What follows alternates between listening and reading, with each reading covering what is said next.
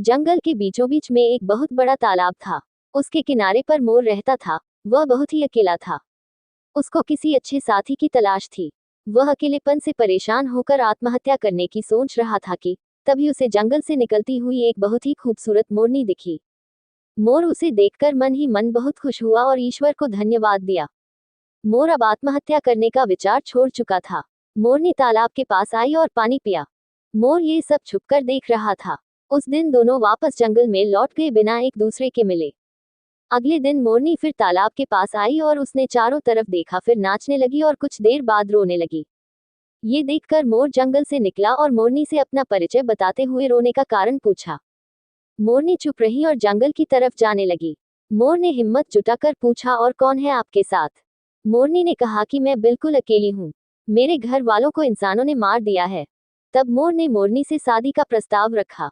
मोरनी ने पूछा, आपके मित्र कौन हैं? मोर ने कहा, मैं आपकी तरह बिल्कुल अकेला हूँ। ये सुनकर मोरनी ने शादी से इनकार कर दिया। मोर ने कहा, ऐसा क्यों? मेरे अकेले होने से आपको क्या समस्या है? तब मोरनी ने कहा, मित्र होने से सुरक्षा बढ़ती है, अतः मुझसे शादी करना है तो आपको अच्छे मित्र बनाने होंगे। कुछ दिन बाद मोर ने 4 मित्र बनाए और चारों मित्रों बाघ, कौवा, मछली, खरगोश को मोरनी के पास ले जाकर शादी करने को कहा। मोरनी तुरंत तैयार हो गई और शादी करके वहीं पर घोंसला बनाकर रहने लगी। कुछ दिन बाद मोरनी ने अंडे दिए। एक दिन शिकारी आए। दिन भर कहीं शिकार न मिला तो वे उसी पेड़ की छाया में ठहर गए और सोचने लगे, पेड़ पर चढ़कर अंडे बच्चों से भूख बुझाई जाए।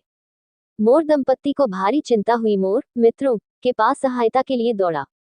बस फिर क्या था, कौवे ने जोर जोर से चिल्लाना शुरू किया। बाघ समझ गया कोई शिकार है। वह उसी पेड़ के नीचे चला जहां शिकारी बैठे थे। इतने में मछली भी पानी से निकलकर बाहर आ गई। बाघ से डरकर भागते हुए शिकारियों ने खरगोश को ले चलने की बात सोची। जैसे ही शिकारियों ने खरगोश को पकड़ने के लिए हाथ बढ़ाया तो खरगोश दलदल के उस पार कूद गया। शिकारियों के पैर दलदल में फंस गए।